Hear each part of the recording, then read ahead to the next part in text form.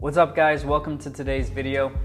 Today I'll be sharing the 3 essential stages of healing, and at the end I'll reveal 5 foundational beliefs I've gained throughout my healing journey. Alright, let's jump in. 3 stages to healing your body if you're struggling with an illness. Stage 1, elimination. Start by eliminating all foods except for 1, ruminant meat. If you can't be this strict, use this as a reference point. The more foods you can eliminate, the better your chances are of reducing and eliminating the inflammatory compounds that may be causing your illness. Personally, I didn't eliminate all foods. I made beef about 90% of my diet, with the rest consisting of eggs, dairy, pork, chicken, and yes, 1 coffee a day. This approach helped me discern which foods cause reactions and which ones my body could digest easily. I recommend staying on the elimination diet for at least 2 to 3 weeks. It's important to note that depending on your weight, you may need to vary the amount of fat you consume. I'm naturally very thin, so I struggle to maintain weight while eating a carnivore diet. My body also struggles to produce ketones, which meant I had to focus on getting around 70 to 80% of my calories from fat. Yes, I'm talking about eating sticks of butter. This was crucial. The healing properties of ketosis play a significant role in recovery. So if you're thin, prioritize your fat intake. Consider buying beef fat trimmings from a butcher and incorporating them into your meals. For those of you who are overweight, this isn't an issue. As long as you're avoiding carbohydrates, your body should naturally tap into fat stores and enter ketosis. Another important point for me was eating breakfast. Cortisol levels are highest in the morning, so a nutritious breakfast not only helps lower cortisol, but also helps providing essential calories. This was another critical component of my healing journey. Your body cannot heal if it's in a state of stress. That leads me to stage 2. Slow reintroduction. Once you've completed stage 1, slowly reintroduce foods back into your diet, starting with animal products that are less likely to cause a reaction. Foods like eggs, dairy, sauerkraut are all good options to test your body's tolerance. Avoid overeating these new additions, especially if you've been strictly eating meat. After a few months of following stage 1, I started to reintroduce rice. I also tried a little bit of honey, but my body didn't like the honey. Rice seemed to work okay for me, likely due to its lower fiber content and maybe it being a more complex carbohydrate. However, everybody is different. I choose to avoid introducing any carbohydrates during the day, so sticking to a protein and fat-rich breakfast and reserving rice for dinner. This approach allows me to become metabolically flexible, and I can go in and out of ketosis throughout the day. If you're struggling with weight loss, it may be best to remain in stage 1 until you reach a healthy weight.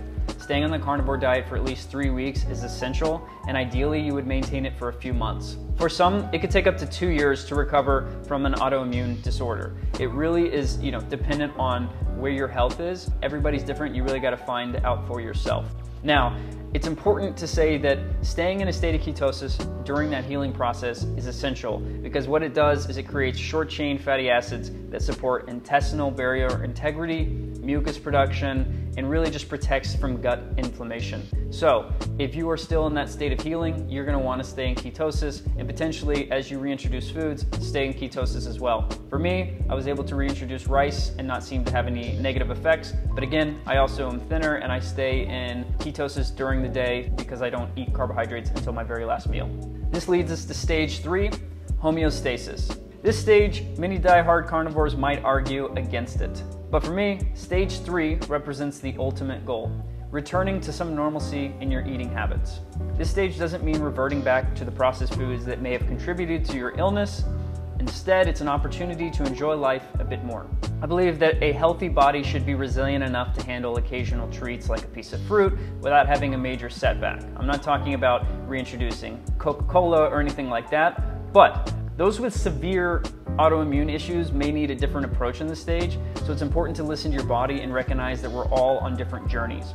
Personally, I don't want to eat a carnivore diet for the rest of my life, but I understand that meat is the most healing food for humans, which is why it remains a key aspect of my diet today. I also recognize the benefits of staying in a ketogenic state, so I try to be metabolically flexible and be in ketosis as much as I possibly can. Currently, I include about 50 to 70 grams of carbs a day from sources like raw milk and rice because I genuinely enjoy them. If I notice old symptoms returning, such as fatigue, nausea, or headaches, I'll revert back to stage 1 and then to stage 2 and repeat the process. The goal in all of this is not to restrict yourself, but to heal and move forward with your life. Food is important, but it isn't everything. True health, to me, is about freedom. It's freedom from illness, stress, and ultimately dogmatic thinking. My aim is to achieve a state of homeostasis with my health. All that being said, this leads me to 5 foundational beliefs that I've built after going through the 3 stages that I want to carry forward in any aspect of my life in regards to health. Foundational beliefs of health. Number 1, vegetables and fiber are not essential. Many vegetables touted as healthy can actually be harmful. Oxalates, phytates, histamines are all plant toxins contributing to a dysfunctional gut. Don't stress about getting in your greens, and honestly, if you want to enjoy some occasionally, make sure to prepare them properly, whether through fermentation or cooking. Humans throughout history have eaten very little vegetables, especially the ones that are around these days, and the times that we did eat those, we prepared them properly. Number 2, carbohydrates are for entertainment purposes only. Carbohydrates are non-essential. If you enjoy them, eat them, but do it sparingly and don't overdo it. They definitely work better for people that are active, but overall, they're really just for entertainment purposes. If you like them, eat them, try not to eat too much. Number 3, a truly healthy body is a resilient body. If a tomato is the difference between you being healthy and ending up in a hospital bed, you probably haven't fully healed yet. Now, I know there's some caveats in regards to people and autoimmune diseases and whatnot, but overall, our body should be able to handle a certain threshold of stress. That indicates that you are in good health if your immune system can handle some foods here and there. Number 4, meat and animal fats are the most important macronutrients of any diet. Without adequate animal fats, we risk malnutrition. So I say keep meat at the center of your plate and prioritize healthy fats above all. This is the foundation. I will carry this with me for the rest of my life. Final foundational belief of health, and I think it's the most important, is stress is the root of all disease.